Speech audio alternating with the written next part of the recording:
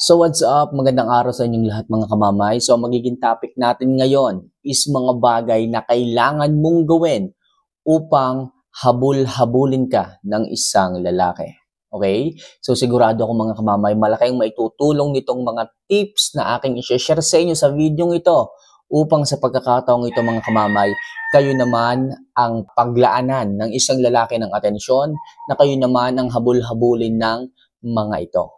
So mga kamamay, if ever na gusto mo yung ganito klase ng love advice, huwag mo sanang kalimutan na pindutin ang subscribe button, notification bell, and i-like mo na rin ang video ito para sa mas marami pang love advice na maaari kong i-share sa iyo. Kaya kung napindot mo na yan mga kamamay, maraming salamat at simulan na natin ang topic natin ngayong hapong ito. So ano nga ba yung mga bagay na kailangan mong gawin upang habul-habulin ka ng isang lalaki? So number 1, huwag mong gawing easy access ang buhay mo o ang sarili mo sa iba. Okay? So huwag kayong basta-basta na lamang na pumapayag sa mga kagustuhan ng isang lalaki. O kaya naman, kapag ka inaaya ka ng isang lalaki, huwag kang laging sama ng sama. Huwag mong gawing easy access ang sarili mo para sa iba sapagkat bumababa ang value ng isang babae kapag kaganyan. Kailangan magpakipot din kayo, magpa-hard to get kayo mga kamamay kapag kaganyan. Tandaan nyo, for example, ang isang Rolex na relo, kapag ka siya ay hindi nakukuha ng isang ordinaryong tao, ibig sabihin mataas ang value nito. Pero kung kayo mga relo lamang na nabibili sa Divisoria, marami ang pwedeng makabili sa inyo kasi mura lang kayo, low value kayo. Marami ang pwedeng magkaroon ng relong Divisoria. Ibig sabihin, low value po yung bagay na yon. Ganon din sa tao mga kamamay. Kung kayo ay mabilis lamang makuha, kayo ay mabilis lamang i-access, low value ang tingin sa inyo. At hindi po hahabulin ng isang lalaki ang isang babaeng low value. Okay? Isipin nyo na lamang yung mga Ferrari. Diba? Ang hirap kuhanin yan. Kasi high value sila. Ang hirap niyang i-access. Ang hirap magkaroon yan. Kasi nga, high value sila. Bilang isang babae, ganun din. Kailangan pahirapan yung i-access. Kailangan mahirap kayong kuhanin. Kailangan magkaroon sila ng thrill ng panahon bago kayo makuha para maging high value kayong mga kamamay. Kaya sinasabi ko palagi sa inyo, kung gusto mo na habul-habuli ka ng isang lalaki, kailangan high value ka. Okay, kailangan hindi ka easy access pagdating sa iba. So number 2, huwag ka palaging available. Yes mga kamamay, pagka ang isang babae ay palaging available, isang yaya lang ng isang lalaki, sama ka agad. Isang imbitasyon lang ng isang lalaki, oo na kaagad. Kapag ganyan mga kamamay, nawawala yung thrill sa inyo eh. Kaya lagi kasi kayong available. Hindi nyo binibigyan ng thrill ang isang lalaki na mag-effort pagdating sa inyo. Okay? Kung ewan ko lang kung naranasan ninyo na kapag ang isang lalaki ay nagyaya sa inyo at sumasama kayo ng sumasama, every time nagyayain kayo, hindi kayo tumatanggi, hindi kayo nagdadahilan, tingnan ninyo mga kamamay, hindi kayo binibigyan ng priority ng mga yan. Sabihin ng mga yan, saka mo na yayain si ganyan kasi sasama naman talaga yan.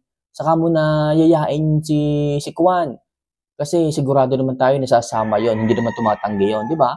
Wala na pong thrill. Hindi ka na nila binibigyan ng ng challenge na yayain. Kasi nga lagi kang available. Kapag ganyan mga kamamay, nagiging low value ang tingin sa inyo ng isang lalaki. At malayo na hindi ka nila hahabulin kapag kaganyan. Kailangan ipakita mo na okay na marami ka rin ginagawa. Ipakita mo na palagi ka rin busy. Ipakita mo sa kanila na marami ka rin inuuna. Para sa ganun, maglaan sila ng effort sa inyo. Okay? Para yayain kayo, para makuha kayo. Kailangan lagyan niyo ng challenge mga kamamay. Para sa ganun maging high value kayo at habul-habulin kayo ng isang lalaki. Kaya wag palaging available mga kamamaya pagdating sa isang lalaki. Kapag niyaya, tumanggi rin paminsan-minsan. Kapag may ginagawa, magdahilan din paminsan-minsan. Kasi yung iba dyan, May ginagawa na nga, pagka niyaya ng lalaki, oo kaagad. Kasi ano? Kasi mahal ninyo. Oo, mahal ninyo kaso, binababa nyo naman yung sarili ninyo sa kanila. Kaya sinasabi ko palagi, huwag palaging available sa kanila para tumaas ang value ninyo, para sa ganon, lagi kayong i-priority ng isang lalaki. Okay? So next, huwag mong gawing mundo ang isang lalaki. Alam nyo mga kamamay, sa mga kababaihan dyan, karamihan sa inyong mga girls, ginagawa nyong mundo ang isang lalaki. Tingnan ninyo kapag iniwan kayo, hinahabol ninyo, nagmamakaawa kayo, nagpapagulong kayo, nagmumukmo kayo. Diba, hindi kayo kumakain. Ba't kayo ganyan? Sa tingin ninyo kapag ginawa nyo na naghabol kayo, nagmakaawa kayo, kayo ihahabulin? Hindi. Hindi mangyayari na mababaliktad ang sitwasyon kung ipinapakita ninyo na malaki ang kakulangan ninyo kapag nawala sila. Hindi lalaki ang dapat hinahabol. Ang hinahabol nyo dapat mga kamamay ay tagumpay. After kayong iwan, hayaan nyo. Ayaw na sa inyo bakit nyo pa hahabulin? Iniwan na nga kayo bakit pa kayo magmamakaawa? Ang habulin ninyo ay ang tagumpay. Right after na iniwan kayo ng isang lalaki, habulin nyo tagumpay. Maghanap kayo ng trabaho. Maghanap kayo ng career. I-improve ninyong skills ninyo. Magpayaman kayo. Maging financially stable kayo. Okay? Kapag ganyan ang inyong pinag-igi mga kamamay, sigurado ako, kusang lalapit ang isang lalaki na kahit yung lalaking nang iwan sa inyo, babalik yan sa inyo kapag nakita nila na successful kayo.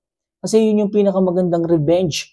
Okay, pagdating sa isang relasyon na ganyan, sinaktan kayo, iniwan kayo, huwag kayong magmamakaawa, huwag kayong maghahabol. Sa halip, okay, i-improve ninyo ang inyong sarili. Habulin ninyo ay tagumpay at sigurado ako magtatagumpay din kayo sa kung anumang bagay na gusto ninyo at makamtan sa inyong buhay. So next, kung sinaktan ka, please, huwag mong hahabulin. Okay? Kalimitan na naman sa inyong mga girls kapag iniwan kayo, hahabulin nyo ng hahabulin. Huwag ganun. Nagiging low value kasi kayo kapag ganyan. Ipakita lang ninyo na talagang hindi siya kawalan sa inyong relasyon. Ipakita ninyo na high value kayo. Ipakita ninyo na hindi lamang siya ang purpose ng buhay ninyo. Hanapin nyo ang kaligayahan ninyo sa inyong sarili. Hanapin nyo ang makapagpapasaya sa inyong sarili, hindi sa ibang tao. Kasi tandaan nyo, kapag dumepende lang kayo ng kasiyahan ninyo sa ibang tao, sa inyong jowa, sa inyong boyfriend, sa inyong asawa, sigurado ako hindi kayo magiging masaya. Kapag iniwan kayo ng mga yan, iiyakan nyo, hahabulin ninyo, which is hindi man talaga makakatulong yun Lalo nyo lamang pahihirapan ng inyong sarili. Lalo lang magtatagal ang inyong pagdurusa, ang inyong pasakit. Kaya mas mahalaga mga kamamay na kung gusto nyo na kayo ang habulin, huwag nyo silang hahabulin. Okay, parang aso lang yan Kapag yung isang tao, hinabol ng aso at tumakbo, hahabulin talaga yon. Pero kung halimbawa naman na hinabol ka ng aso at hindi ka tumakbo, malamang sa malamang, hindi ka talaga hahabulin ng tao o hindi ka talaga hahabulin ng aso. Walang maghahabol kung walang nagpapahabol. Okay, kaya huwag kang maghahabol para hindi tumakbo yung tao. Para kang aso na naghahabol Huwag ganyan ka, mamay. High value ka, di ba? Pakita mo naman na high value ka. Huwag mong habulin yung lalaki. Iniwan ka na nga, sinaktan ka na nga, ikaw pa yung nagmamakaawa. Ano yan? Di ba? Nasa ng katarungan kapag ganyan. Pinapakita mo lamang na ang baba-baba mo, low value ka. Diba? Maging high value ka mga kamamay. Tinuturo ako dito para maging maayos ang inyong relasyon. Okay, total napanood mo na rin to mga kamamay. Sundin mo na. Wala namang mawawala Alam mo na rin naman ang mangyayari kung maghahabol ka Lalo ka lang hindi papansinin. Lalo ka lang ibabasura. Lalo ka lamang iisnabin ng isang lalaki kapag ganyan. Kaya ngayon pa lang mga kamamay, pag-aralan mo na kaya mo kontrolin ang emosyon mo, ang sarili mo. Sapagkat mga tao yan, nagbabago ang kanilang pananaw, nababago ang kanilang pakiramdam, ang pagmamahal nababago rin, lalo na kung nagbabago ka din. So, wag mong habulin yung mga taong may ayaw sa'yo. Kasi kung ayaw talaga sa'yo ng isang lalaki, hindi yan babalik. Okay? Kung hindi ka talaga gusto ng isang lalaki, wag mo nang pilitin. Nakasaktan ka lang, mahihirapan ka lang, at lalong-lalo na, magiging TANGA ka lang. Okay? So, kaya ngayon pa lang mga kamamay, sinasabi ko sa inyo, kung may mga nang iwan, hayaan nyo na lamang at mag-focus kayo sa mga taong nandyan pa rin sa inyong buhay. So paano mga kamamay, ilan lang yan sa mga tips na kailangan mong gawin upang habulin ka ng isang lalaki. So paano mga kamamay, see you for our next vlog. Don't forget to click the subscribe button and i-like mo na rin ang video ito para sa mas marami pang love advice na aking po pwedeng i-share sa inyo. So hanggang sa muli, paalam.